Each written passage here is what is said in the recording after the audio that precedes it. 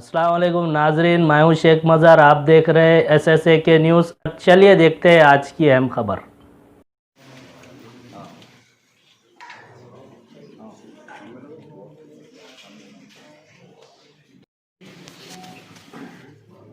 मैं Zakir Hussain Javed, Telangana bar council member, advocate और Telangana state Waqf board member, आज तेलंगाना हाई कोर्ट के अंदर सेक्रेटरीट के 2 मसाजिद के बारे में हमें इत्तला मिली थी। जो नया सेक्रेटरीट बनने के लिए जो डिसमेंटल कराया जा रहा है, उसके बारे में तेलंगाना हाई कोर्ट में केस चल रहा था। तो तेलंगाना हाई कोर्ट ने परमिशन दे दी। अगर तेलंगाना रियासत पुराने सेक्रेटरीट के जगह नया सेक्रेटरीट बनना है तो हमें कोई ऑब्जेक्शन नहीं, गवर्नमेंट बन सकती। ये जजमेंट तेलंगाना हाई कोर्ट का आया। उसके बाद तेलंगाना गवर्नमेंट सेक्रेटरीट बनने के लिए वह डिसमेंटल का काम शुरू करे।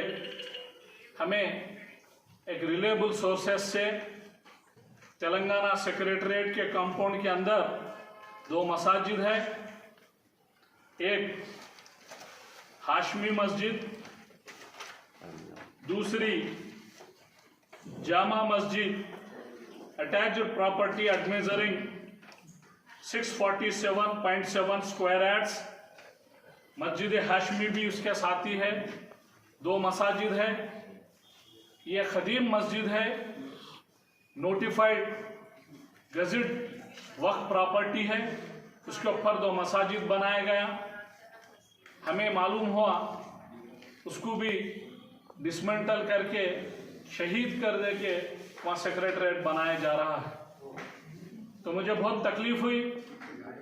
मैं सदर मजलिस बैरिस्टर असदुद्दीन ओवैसी साहब से मिला और बैरिस्टर असदुद्दीन साहब से मुलाकात करके मैं ये बात सामने रखा, ये सेक्रेटरीट के मस्जिद शहीद करने का गवर्नमेंट डिसमेंटल करके वहाँ सेक्रेटरीट बना रही है।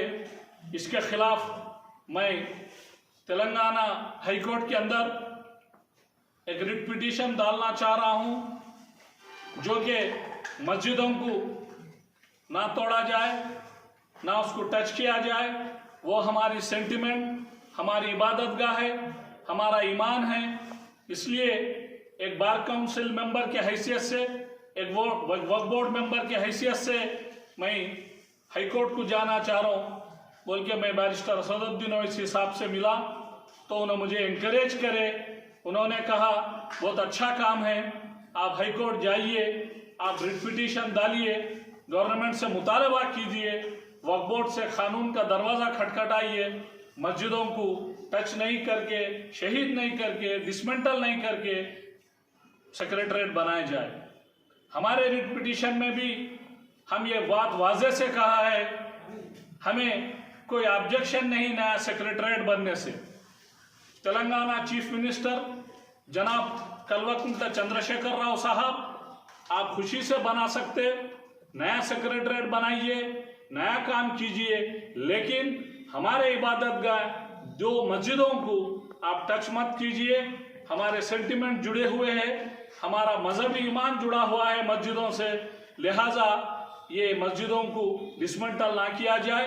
इसलिए हम रिट पिटीशन नंबर 10335 ऑफ 2020 मेरे नाम से जाकिर हुसैन जावेद, एडवोकेट, पिटिशनर और respondent the state of Telangana representative principal secretary और the principal secretary state of Telangana roads and buildings and general administrative department and revenue department और principal secretary minority welfare department, the engineering in chief roads and buildings, the district collector, the commissioner of police, the commissioner of greater Hyderabad municipal corporation, the Telangana state Waqf board को party बनाया गया। अल्हम्दुलिल्लाह, अल्लाह उसके रसूल के सदक़े में जनाब यासिर मेमन साहब एडवोकेट ऑन रिकॉर्ड है, रिट पिटीशन डाला गया और उसका नंबर हुआ। उसके बाद आज ऑनरेबल जस्टिस अभिषेक रेड्डी साहब के पास आइटम नंबर 58 आज उसकी सुनवाई हुई। के केस के अंदर हम farmer advocate general senior council P Venugopal साहब को एंगेज किया और हमारे तरफ से मस्जिदों को शहीद ना कर मस्जिदों को प्रोटेक्ट करने के लिए हमने मुतालबा किया तेलंगाना हाईकोर्ट में। तेलंगाना हाईकोर्ट के डाला गया और वक्फ एक्ट 1995 के तहत सेक्शन 32 के तहत विदाउट एनी नोटिस वक्फ गजेट प्रॉपर्टी या कोई भी वक्फ प्रॉपर्टी को डिसमेंटल या डैमेज नहीं किया जा सकता जब तक नोटिस नहीं देते वक्फ बोर्ड को। It is a statutory law. अगर सेक्शन 91 में एक्विजिशन भी करना है कोई वक्फ प्रॉपर्टी को प्रियर नोटिस देकर प्रोसेस ऑफ लॉ पूरा कंप्लीट करके ही उसको करना पड़ता। लेकिन इसके अंदर तेलंगाना वक्फ बोर्ड को या किसी और को कोई नोटिस नहीं दिया गया। वक्फ प्रॉपर्टीज को प्रोटेक्ट करना ये गवर्नमेंट की प्राइमरी ड्यूटी है। वक्फ ऑलवेज वक्फ सुप्रीम कोर्ट के कई जजमेंट्स है, आप सबको भी मालूम। लिहाजा हमने कोर्ट से मुतालबा करा। कोर्ट में जो मस्जिद जहां आप कह रहे हैं आज बहस हुई, वेणुगोपाल साहब अपीयर हुए, गवर्नमेंट के तरफ से स्पेशल जीपी और दीगर जो भी गवर्नमेंट के ऑफिसर जिसको पार्टी बनाया वो स्टैंडिंग काउंसिल्स अपीयर हुए। जीपी ने कहा, स्पेशल जीपी, हम वहां जहां डिसमेंटल हुआ जो मस्जिद तोड़ा गया वो एक गलती से वो सेक्रेटरीट को डिसमेंटल करने के डिब्रीज से उसको नुकसान पहुंचा। हम जरूर मस्जिद बनाएंगे, ये हमारा चीफ मिनिस्टर साहब का भी डिक्लेरेशन है, गवर्नमेंट के तरफ से भी डिक्लेरेशन है। लेकिन सीनियर एडवोकेट वेणुगोपाल साहब ने बहुत सख्ती से आर्गुमेंट करे, बहस किया। उन्होंने कहा अगर गवर्नमेंट अंडरटेकिंग देती है, लिख के देती है और एक जॉइंट मेमो इशू करती है, हमने जिस जगह पर मस्जिद हाशमी मस्जिद और जामा मस्जिद है जो गजेट नोटिफाइड प्रॉपर्टी है, अटैच प्रॉपर्टी, उसके अंदर वहीं पर मस्जिद बनाया जाए।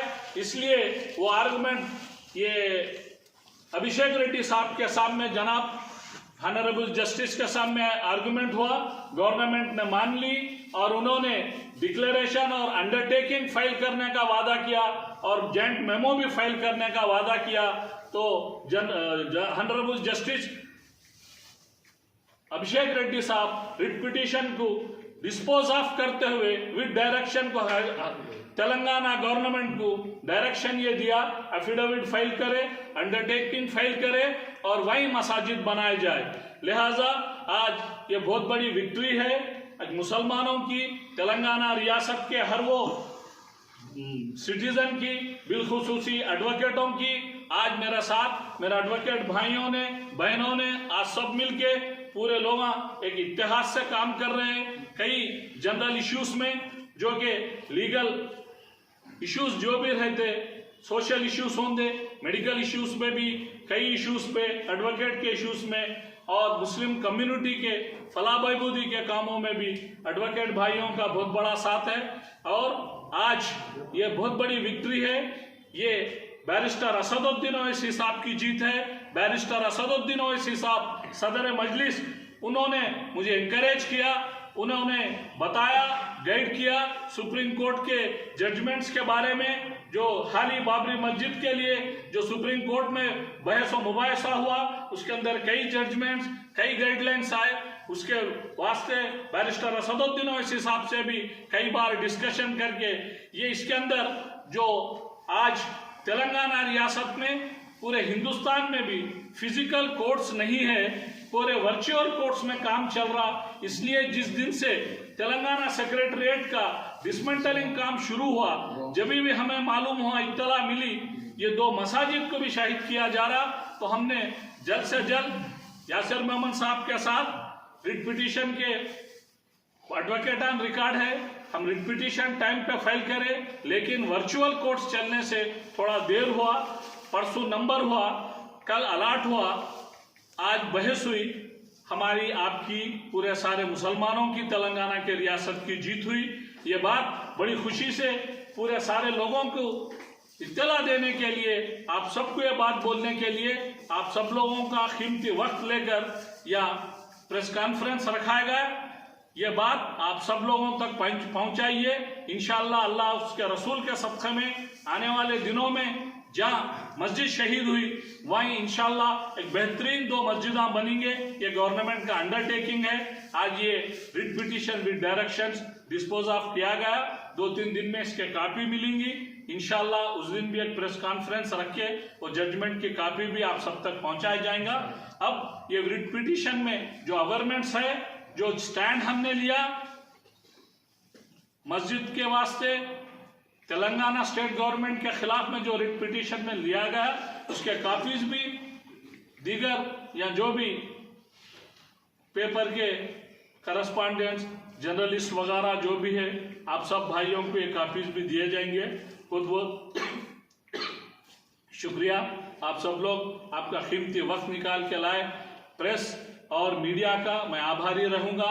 आप सब लोग भी जो आज जो हिंदुस्तान के अंदर बल्कि पूरी दुनिया के अंदर जो पेंडेमिक है, जो कोविड के तकलीफात है, उसके अंदर आप लोग अपनी जान की बाजी लगाकर भी डॉक्टर्स और पुलिस के साथ भी आप भी जर्नलिस्ट भाइयों ने मिलके आज इसके अंदर सोसाइटी में अवेयरनेस लाके जो काम कर रहे हैं, काबिल तारीफ है। आप सब लोगों का भी शुक्रिया। और जितने भी सुनने वाले मेरे भाई हैं, आप सब लोगों से भी एक गुजारिश है, एहतियात कीजिए, सोशल डिस्टेंसिंग कीजिए, आप अपने आप को बहुत सेफ रखिए, घर पे रहिए इंशाअल्लाह। के मामले में खैर मैं ये सब्जेक्ट से माफ़ी चाहता हूँ, डिविएट नहीं होना चाह रहा हूँ।